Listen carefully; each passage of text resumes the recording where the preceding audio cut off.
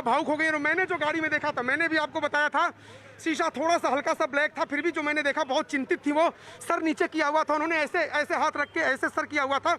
और यहाँ पर पारस बताइए और क्या देखा? सुबह अरुण जब रंगोली भी आई थी कंगना की बहन, वो भी बहुत भावुक होकर गई थी, क्योंकि जो दो बहनों की मेहनत है वो सबको दुखती है। जो भी फिल्म थी जो उन्होंने की थी वो बहुत मेहनत से बनाई हुई थी, मेहनत से एक्ट की हुई थी, और जो बीएमसी ने किया उसके बाद जो है बहुत ज्यादा भावुक थी।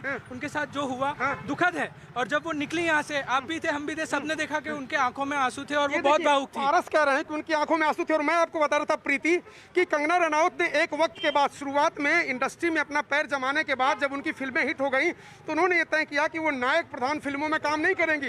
विद्रोही जो उनका स्वभाव है, उन्होंने कहा कि मैं फिल्में बनाऊंगी, अपने फिल्म की हीरोइन भी मैं हूँ, हीरो भी मैं हूँ। और इसी तरह से पिछली 2-3 फिल्में उनको देखिए, उन्होंने इसी तरह की स्क्रिप्ट को चूज किया, वैसी ही फिल्में प्रोड्यूस की जिसमें वो हीरो भी हैं और हीरोइन भी हैं। कंगना रनावत का ये कहना था, और मुझे लगता है कि जेन्युइन वजह हो सकती है। किसी के घर में अगर कोई इलीगल कंस्ट्रक्शन उसने कर दिया है, चाहे जान के किया हो चाहे अनजाने किया हो, कानून क्या कहता है? कानून एक फेयर सुनवाई देता है। आपके ऊपर कोई आरोप है, बीएमसी एक संस्था है, उसने कहा कि आपके घर में अवैध निर्माण है, आप इसको खत्म करिए, इसको साफ करिए, वरना हम आके तोड़ेंगे। अब इसके जवाब के लिए या एक काम करने के लिए वक्त चाहिए। उद्धव ठाकरे, तुझे क्या लगता है कि तूने फिल्म माफिया के साथ मिलके मेरा घर तोड़ के मुझसे बहुत बड़ा बदला लिया है? ये वक्त का पहिया है, याद रखना, हमेशा एक जैसा नहीं रहता।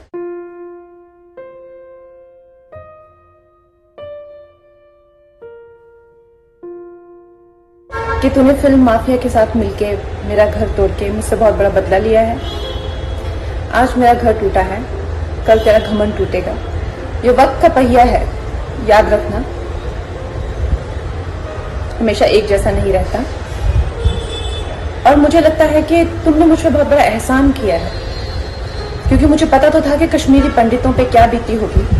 आज मैंने महसूस किया है, और आज मैं इस देश को वचन देती हूँ कि मैं सिर्फ अयोध्या पे ही नहीं, कश्मीर पे भी एक फिल्म बनाऊंगी।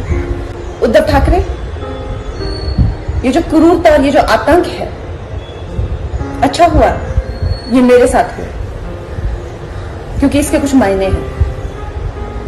जय हिंद, जय महाराष्ट्र। महाराष्ट्र का जितना अपमान होता है या महाराष्ट्र पुलिस का जितना अपमान होता है, उतना ही अपमान सरकार जिस प्रकार की कार्रवाई कर रही है, उस कार्रवाई के कारण महाराष्ट्र का पूरे देश में हो रहा है।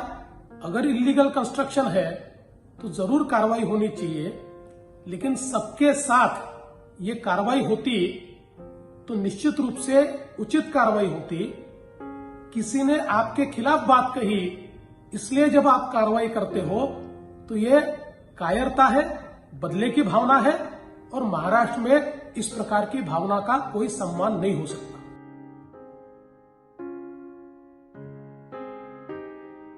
हिमाचल की बेटी कंगना रनावत ने सिर्फ अपनी आवाज बुलंद की, जिसमें जो है प्रतिशोध की भावना, बदले की भावना से उन्होंने ये कार्रवाई की है। ये सचमुच में दुर्भाग्यपूर्ण है। सामने का मैं जिक्र कुछ नहीं करना चाहता हूँ, ना मैंने देखा ना पढ़ा नहीं, क्योंकि वो उनका मुखपत्र है, वो अपनी बात क्या कह रहे हैं।